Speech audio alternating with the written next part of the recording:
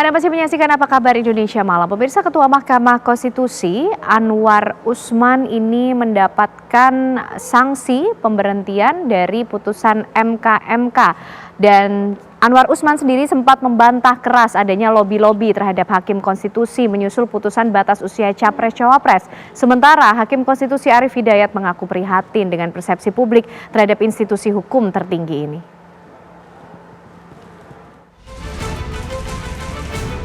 Ketua Mahkamah Konstitusi Anwar Usman menepis semua spekulasi yang ditudingkan kepadanya. Anwar menampik putusan MK yang ia ketok merupakan upaya memuluskan langkah keponakan Gibran Rakabuming Raka menjadi bakal calon wakil Presiden Prabowo Subianto. Anwar Usman menegaskan tak ada lobi-lobi dalam pengambilan keputusan ini. Enggak ya, nanya-nanya seperti yang ada di berita adik-adik itu aja. Konfirmasi, ya. Pak, benar Bapak melakukan lobi terhadap hakimnya? Ya kalau begitu putusannya masa begitu. Oke. Tapi enggak Pak, terkait lobi itu gimana Pak? Enggak ada tuh lobi gimana, orang putusannya baca sendiri. Udah baca belum? Putusan 9, ya udah. Oke. Anwar Usman pun tak mau disudutkan. Ketua MK ini menolak mundur di tengah derasnya arus tuntutan. Yang menentukan jabatan milik Allah, Tuhan Yang Maha Kuasa. Pak, ya. Kalau terkait tadi berarti intinya yang diklarifikasi ini terkait apa aja? Yang tadi disampaikan ke MK. Ya udah itu aja. Ya masalah kalau bisa seperti siaran pers saya itu loh.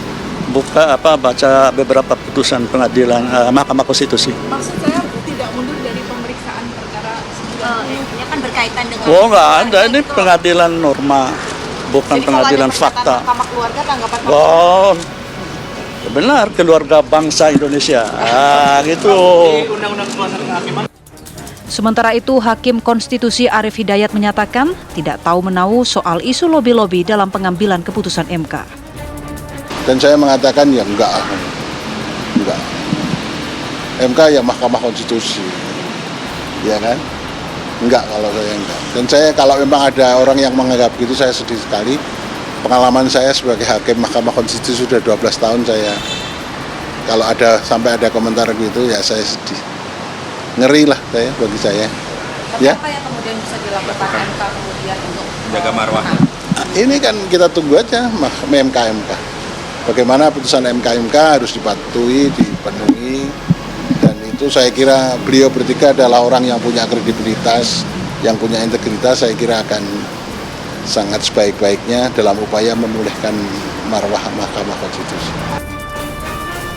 Ketua Majelis Kehormatan MK, Jimli Asidik, menemukan banyak masalah selama pemeriksaan. Banyak sekali masalah yang kami temukan, ya. Jadi dari 3 hakim ini saja, muntahan masalahnya ternyata banyak sekali. Jadi kami mengucapkan terima kasih pada masing-masing hakim, ya kan. Nanti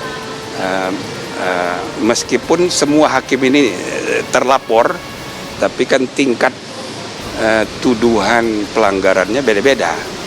Nanti biar kami memeriksanya, harapannya tidak lain supaya kepercayaan publik bisa kembali. Majelis Kehormatan Mahkamah Konstitusi kini terus bekerja untuk membuktikan benarkah ada pelanggaran etik dalam pengambilan keputusan MK soal batas usia Capres-Cawapres. Keputusan akan diambil pada 7 November mendatang. Tim TV One mengabarkan.